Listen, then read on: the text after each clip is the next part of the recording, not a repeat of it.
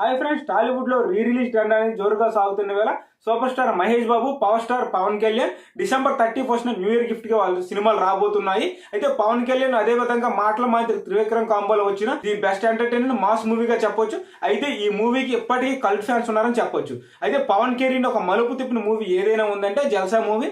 అయితే అప్పట్లో ఈ మూవీ ఒక సెన్సేషన్ క్రియేట్ చేసింది.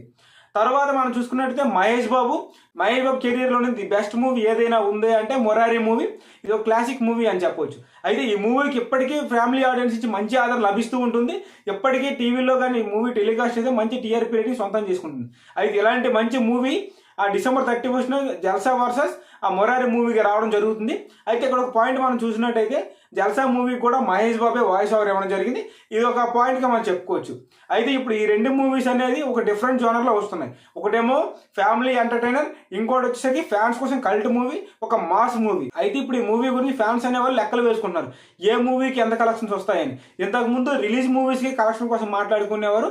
అయితే ఇప్పుడు ట్రెండ్ మారింది. రిలీజ్ మూవీస్ కూడా ఫస్ట్ డే ఎన్ని కోట్లు వస్తుంది, అదేవిధంగా లాంగ్ రన్ లో ఈ మూవీ ఎంత కలెక్ట్ చేస్తుంది. ప్రతి రిలీజ్ మూవీ కూడా దాదాపుగా ఒక వారం నడుస్తూ వస్తున్నాయి.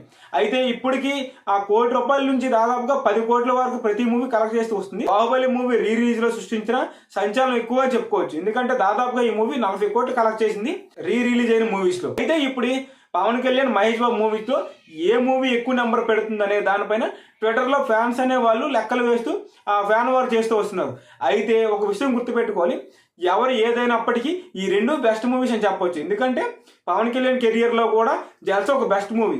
ఎందుకు అంటే పవన్ కళ్యాణ్ కెరియర్ను కూడా ఒక మలుపు తిప్పింది.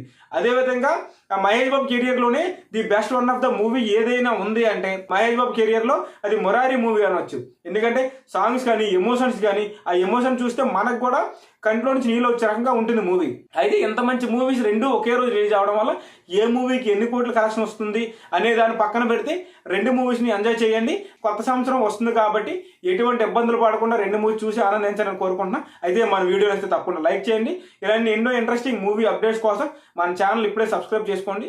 వీడియో అయితే తప్పకుండా లైక్ చేయండి. ఈ వీడియో మీరు ఎవరైనా షేర్ చేయాలనుకుంటే ఈ వీడియోని తప్పకుండా షేర్ చేయండి. Thank you.